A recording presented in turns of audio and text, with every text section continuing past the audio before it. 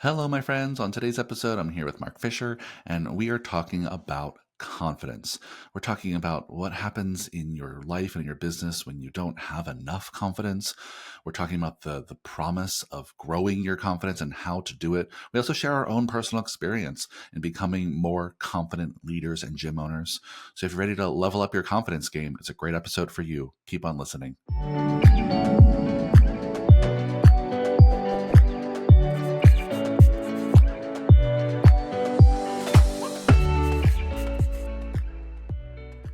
Hello, fitness business nerds. What's up? Welcome to another episode of the Business for Unicorns podcast. Today I'm here with Mr. Fisher. Welcome, my friend. How are you? I am doing good. Sprinting Yeah. around. Yeah, I know. We have a lot going on this time of year. Well, we'll get into it in just a second. Before we get started, I just want to give a shout out to a really exciting free 90-minute webinar we have coming up. So here's our pitch here, friends. Too many gym owners that we know stumble into the new year without a plan to grow their business. And if you do try to create a marketing calendar, it's often overly complicated. The execution is inconsistent. The offers are maybe a little awkward and clunky. But what if you, my friend, could take all the guesswork out? What if there was some done-for-you system that was simple and effective, and you could grab that system from us? Well, you can. We're offering a free 90-minute webinar with Mark Fisher himself, where he'll kind of pull back the curtain on all the exact plans that he uses for his gyms and our Business for Unicorns clients in 2025. And as an attendee, you'll get the marketing plan that's super easy to follow and make it clear for you to have the best year yet in 2025. So click the link below in our show notes and claim your spot today. Anything else you want to say about that webinar, Fisher? I think it's going to be one of the most valuable ones we've ever offered. Yeah, I think it'll be super actionable. I think it's actually 2 hours. I think it might be 2 hours and not 90 minutes. But Oh, great. I'll update my notes here. Even more value. More value, everyone. But you can leave after 90 minutes. If you come in, you're disappointed. Like, I have to go. If it sucks, you can leave after 5 minutes. That's true. I mean, I can't stop it when you're on Zoom. You can literally do anything. But I will, quick note, I will be giving a free thing to live attendees that you won't get. And if you don't register, you won't get the recording. So if you want to get the recording, if you can't attend live, you'll have 48 hours to watch it after it goes live, because this is perishable, but you do have to sign up. Yeah, for sure. Awesome. Well, go click the link down below, my friends. It's one that's really a can't miss opportunity if you want to crush 2025. And so let's dive into today's topic, which is really about a very specific kind of character trait that we think is pretty critical to being a successful entrepreneur and gym owner. And so, Fisher, you want to tee this one off about why we think this is so important and, what happens when it's lacking? Yeah. I mean, I've been thinking a lot about this because this is, to my mind, one of those ineffable and difficult to quantify components of a successful, not only like gym owner, but frankly, a personal trainer or a leader or an entrepreneur or anybody that needs to instill confidence in people around them that this is someone to follow in some way. And when people don't have it, it's real hard, right? You can do all the right things mechanically. You can do all the right strategies. You can have the right words you say in the sales conversation. You can, onboard your team with the right systems, and just everything just kind of falls flat, super falls flat. But it's also, I'm interested to get your 2 cents on this. Maybe you have some learnings from the academy. I got to be honest, I'm not always clear on what to do to help somebody, right? And, I'm a, secret, not so secret impatient dick, which is why we rely on you to do the coaching. But it's confidence. I want you to be confident. And I have many, emotional deficiencies from my unsettled and unsecure upbringing, but lack of confidence is not among them. So Keeler, what do you think? I mean, I'm curious for anything you would add, and if you have any help. I think we can totally dig into like how you regain confidence or gain it in the first place. But I think it's useful to kind of pull the thread a little bit more of, what happens when we see it missing. I think you started to do that a little bit. I think I'll just maybe elaborate on what I see that I think you're right. It's kind of a matter, I think you used this word before, of kind of conviction, right? There's people want to follow people who seem to know where they're going. Yes. Right. I think it's a pretty broad and simple statement. And followers really require that kind of a level of trust. If you're going to get behind anyone, it's some trust that you trust them to do what's in your best interest, the group's best interest, the business's best interest in this case. And that trust is often won by a sense of security and confidence Yes. that I believe you're going to do what you say you're going to do. Yes. I believe that you have the conviction of your Yes. own thoughts and words, that you believe Yes. what you're saying, right? That also, I think that also comes with that trust and conviction and confidence comes with the confidence to admit when you're wrong. Yep. Right? I think this Yep. is not just all about being a blowhard, being like some sort Yeah. of pig-headed, unwavering jerk, right? This is a confidence that comes that I think comes with a little bit of vulnerability. I think in a best case scenario, Yeah. right? The confidence to be wrong and admit you're wrong. But I think when it's missing, I think teams flounder. Right, teams Yes. flounder. They're not as Yes. focused. They're not as united. I think that strategies don't get often fully executed, right? People Yeah. won't often give 110% in the right direction because the direction wasn't actually very clear. We didn't have utter confidence that the person we're following. So, yes, I think this is an important topic. Do you want to say a little bit more about, I'm curious actually for you to think, other than just the inherent sense of like, you've always had a little bit of confidence, where do you think your confidence came from as a leader? Yeah, it's a great question. I don't really know, honestly. I mean, I think part of it is this. I think when I think back to I think what happened for me was, first of all, I just believed in my deep expertise. I think that's kind of where it started. So I think about the beginning of, let's say, Mark Fisher Fitness, right? And I would contrast this with my previous career as an actor, where by all accounts, I would often choke in the room and I was incapable of doing the good room when I was getting evaluated because on some level, even if I thought I was good, I wasn't sure. I was like, maybe somebody else is better, but for better, for worse. And, this is maybe narcissistic to admit, but I was pretty sure you're not going to actually get better than me as a trainer. Particularly when I started, and I remember when I reached this sort of critical moment in my career where I knew I wanted to focus on this. And I remember going in my agent's office and being like, if you have a client that needs help with fitness, you are literally hurting them if you do not send them to me, because no one knows more. No one's going to work harder. No one's going to care more. No one is going to run through walls to make sure they get what they need to succeed. I beg of you, for their behalf, not mine, please help them, send them to me. And that was, I think, built because of the, my deep belief at that point of my own competence. And, speaking candidly, my relative level of competence compared to the people around me that, I'm sounding like a huge dick in this podcast. For the most part, I was like, I don't think they know as much of me. I don't think they've thought about this as deeply. And I also had developed a track record slowly over time. Right. And I'll give one little micro pro tip here that maybe could be, I know we're not into action steps to solve this yet, but this I think is the underappreciated element of marketing in the beginning. If you have less than 30 clients, you know what you need to do?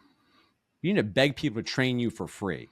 But here's the thing, you can't even get people to train with you for free without conviction that they believe, because even if there's no money, it's going to cost them time and energy, right? And that's another thing that I've recently sort of unearthed from the mists of my memory is, before Mark Fisher Fitness was a thing, and certainly before it was more than me, I several times trained people for free for 4 weeks in exchange for before and after pictures, testimonials, and I did everything. And at this point, it's a little chicken to eggy. Like, did I have the confidence so I was willing to do that because I knew I had the skills? Or did I develop more confidence once I saw yeah, this works. I know how to do this. Every time the person does what I say. Now, this is the tricky part, right? If you're running a gym, behavior change, or even a company like ours, if they do what you say is a big thing, and you don't have unlimited bandwidth to use your psycho-spiritual soul force to force somebody to do something, even if they otherwise don't want to do it.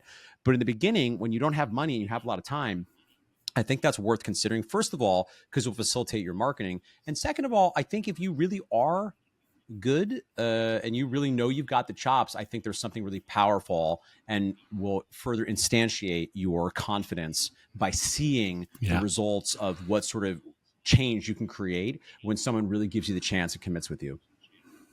Yeah, I think as you're talking, the kind of word that comes to mind, I think that's kind of the key ingredient here, is kind of credibility. Right? Like the idea that you are known for being good at what you say you're good at, I think instills a sense of confidence in yourself. that, Yeah. I know I'm good at this thing. I've Yes. proven track record of being good at this Yes. thing. I've Yes. studied this things for hundreds or thousands of hours. I think I'm the Yes. fucking best. Right. Yes. I think and there's a kind of credibility that comes with you also being able to say that to other people. Right. Yeah. So I think, if I started with kind of trust as being one of the components here of confidence, I think adding credibility is like another component of confidence. Yeah. I'll just add a third, which I think is really critical. And this is one I think you do really well. And acting might have been part of it, which is authenticity, right? I think people seem confident when they seem comfortable in their own skin. Yeah. Right. And, I think both of you and I can say we're not always confident in our own skin, right? And certainly certain times of our life have felt more or less confident, but I can't think of anyone I think is a confident person, let alone leader, who doesn't seem really authentically being themselves. The minute you get the whiff of someone being a little smarmy or slimy or a little insincere or then you're done. Like that doesn't read as confidence anymore. That reads as coercion. Right. So I think that, if I'm constructing here in this conversation, like this kind of three-legged stool of confidence, I think there's something about people's ability to, create relationships based on trust, have people trust you, have people think, and you also think that you're credible, right? There's some credibility, and there's some authenticity. I think that those are three components that really matter, and those are things that can be improved. Those are things that really you can work on and change. And so maybe I'll take a first swing at what you can do about it if you want to become a more confident person. Certainly think about how you're doing in those three areas. But one of the things that's really clear in the research about how people change is that often people's stories and narratives about themselves actually don't change starting with them. They change starting with others, meaning that we're more likely to change our story about ourselves if other people have a different story about us. Yes. Which seems maybe a little counterintuitive, right? That no, wait, don't I have to think about myself differently first before others? Well, no, not necessarily, right? And one of the great examples that we have of this one exercise that we often recommend people do, I just recommended it to a Business of Unicorns client a few weeks ago, is to actually do a little Strengths Finder assessment amongst some of your most trusted friends and colleagues. What I mean by that is send out an email to 5 different people in 3 to 5 different groups of your life and ask them, what do you think I'm best at? What do you think is my strongest suit? What do you think, when's the last time you saw me thriving? If you were going to make the perfect job for me, what would it be? And I think getting that feedback from different groups of people in your life about how they see you, and you're always, at this point, you're only asking for positive things, right? This is not a search for your weaknesses, right?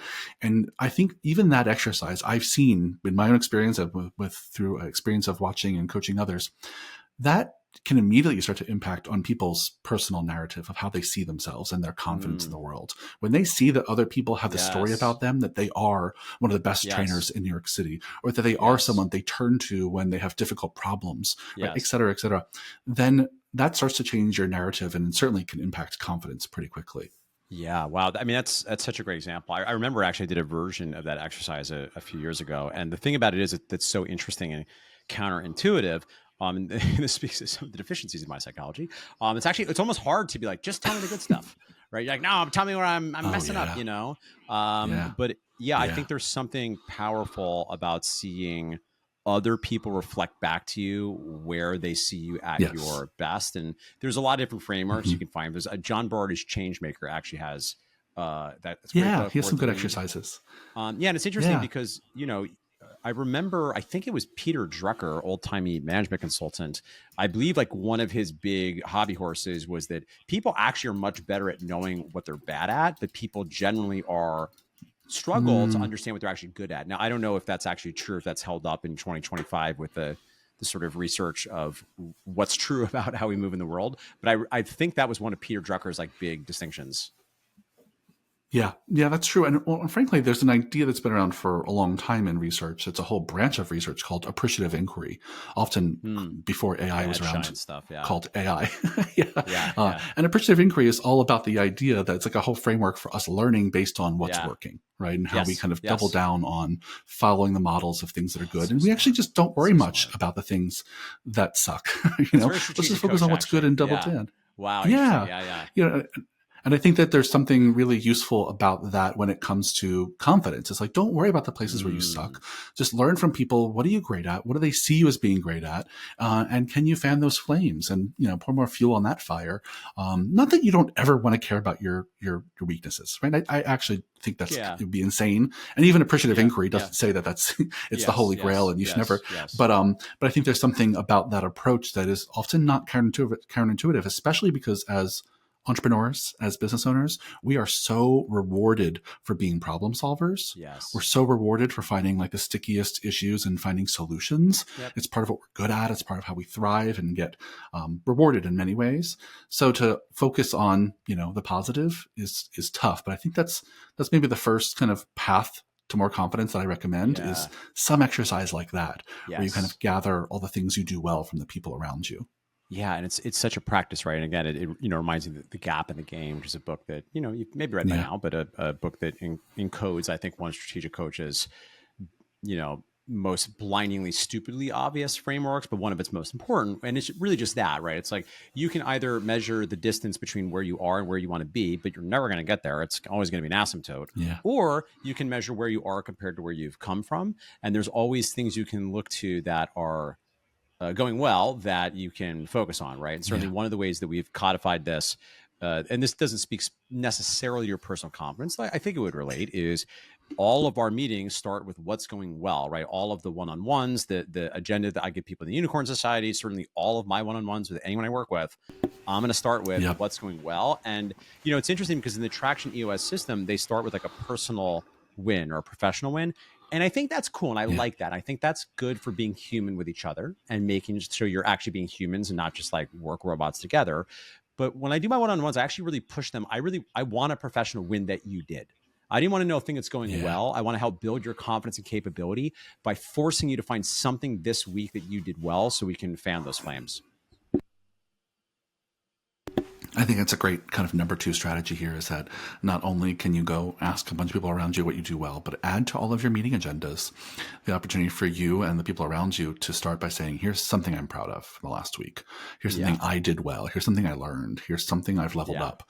Here's a problem I solved, right? And that in of itself starts to give you, evidence every single week, more and more evidence that you're good at stuff. You know how to win in some areas. Might not know how to win in all of them, right? But there's some areas where you really can succeed. And I think that is a big confidence booster. I'll share another one. I know that you're going to resonate with this one hard, which is some people appear to have a lack of confidence who actually are just poor communicators. And, I think I can point to real life examples of people who I won't name on this podcast. But there are people in our lives that we've all known who are really so smart and really confident in what they do, but they actually are maybe not good public speakers, or they're not good in front of a room, or they're not good at summarizing their ideas. They're not good at, having a pithy response, and so because of that, they come across as not having confidence or focus, or and so I think something that some of you might consider, especially if you've gotten the feedback before that that you don't communicate enough or clearly enough for people, or that you're afraid to stand in front of a room and pitch a vision or make a sale, then I think you do need to have like a acting class or an improv class or a speaking class like Toastmasters, or, I think that's really valuable. I think, Mark and I, we both came up a little bit in acting and theater, and by no means was I ever a professional actor, but I wasn't afraid to stand on a stage and talk. And while I don't think I'm the best at it, I know that I don't suck as much as some other people, and I think and I think there's a confidence I think I can have standing in front of a stage of people that I know is really hard for others. And I think that, that could be a barrier for some folks. It's just the ability to communicate your ideas clearly and succinctly. That might be something where you start with just an actual class to practice. I have maybe one more kind of rabbit hole, maybe before you start to bring us to a close here, that relates to that. I'm just curious for your hot take on, right? Because, with love, if I'm thinking about like the archetype of the person, like, yikes, tough, I'm thinking like wet noodle, right? And you're right. It is communication. It's also like an energy. It's a sense of just like, you just feel like they're kind of tired.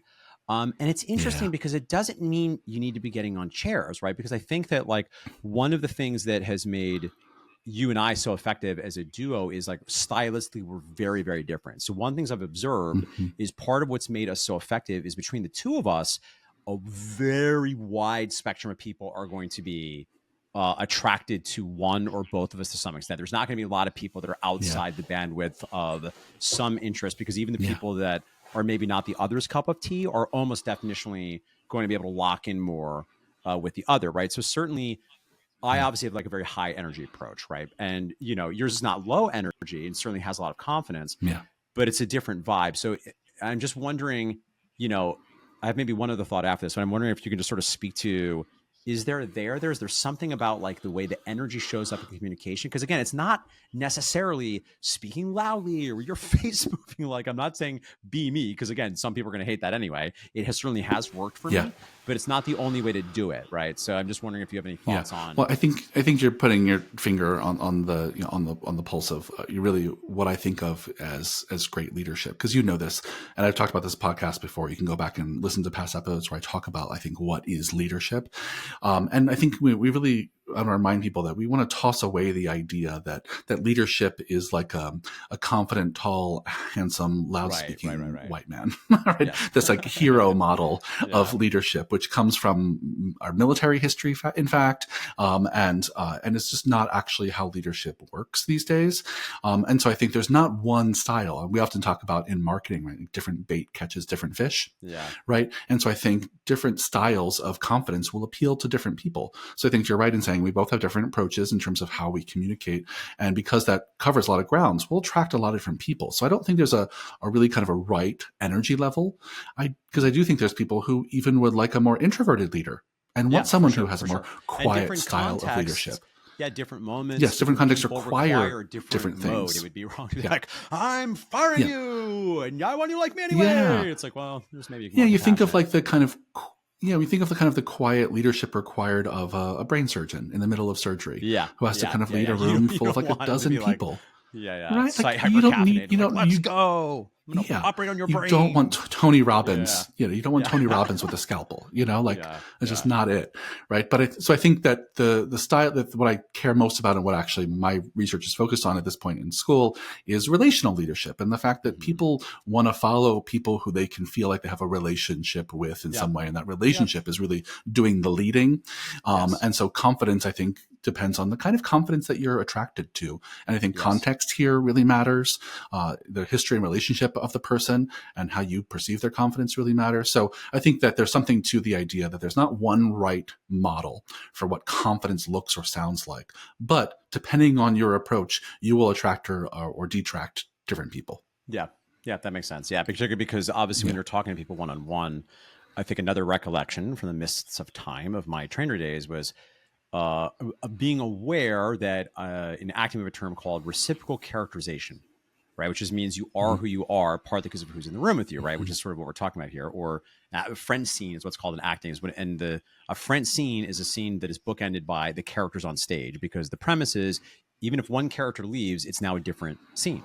And I can remember it wasn't that I was ever being inauthentic, to your point, but I was sort of bringing forth the version of me that person in front of me in the beginning of the relationship I could get in with, right? Was it more professorial Mark? Yeah. Was it party boy Mark? Was it like loves musical theater Mark? And they would get an authentic version of me, but and I don't want to make it, there was nothing conscious about it, but I just was intuitively sort of try to meet their energy. Yeah. Again, not to be manipulative, but as an act of, I want them to feel comfortable. I want them to feel, it's sort of an act of service, right? I think at its best. And it's interesting because the dynamic there, which we won't have time for today, but maybe in a future podcast, is how one does this, I think, in a room, right? Because when you're, I can talk sometimes to, hundreds of people. It's like, well, they're going to get the, a version of Mark who's still going to try to ride the wave. I'm still going to try to vibe in with the room. But obviously that doesn't allow for the ability to be, quite as precise as far as titrating the version of me to connect with this person. Yeah, I think on some level we're all chameleons, right? We're all chameleons. We all do some level of code switching based on Yes. our context, Yes. based on our ability to Yes. read a room. And it would be Some of weird us not don't to. read a It'd be room sort of enough. tone deaf not to. Yeah. It'd be weird not to. Yeah, 100%. And I think all of that can appear authentic as long as you are authentically connected with those parts of yourself. Yeah. Right. I think there's certainly some times when I do some code switching and I can show up in a room, for example, like, a really masculine straight bar, with like a bunch of dudes in there makes me actually a little nervous as a gay man, if I'm being honest. And I have to show up in a way there that's like not very authentic, and it doesn't feel good to me. And if someone watched me that knows me well would know that I was looking and feeling awkward, but I'm doing that switching for a reason, where there's other moments where I have to make big switches, like being on stage. I have to be maybe a little louder, a little more high energy than I'd like, which is very authentic for me. I'm doing that from a place of wanting to connect with the people in front of me. And so I think you can be a chameleon and be authentic, and we all do some version of that every day. Yeah, every day. All right. Well, we covered a lot of ground. We could keep going on this all day, but I think let me just recap what I think I remember from this conversation. It seems like some of the components of leadership that seem to really matter in our conversation were your ability to, and to generate trust with the people around you. That gives a sense of confidence when you have a trusting relationships with others, when you have some credibility, when you yourself think you are credible and have real value, and that translates to the people around you.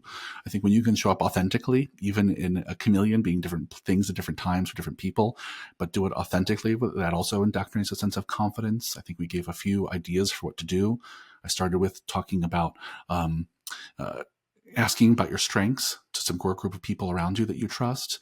You mentioned adding like gains and wins to your team meetings, to make sure that you're talking about the things you're doing well and tracking your wins.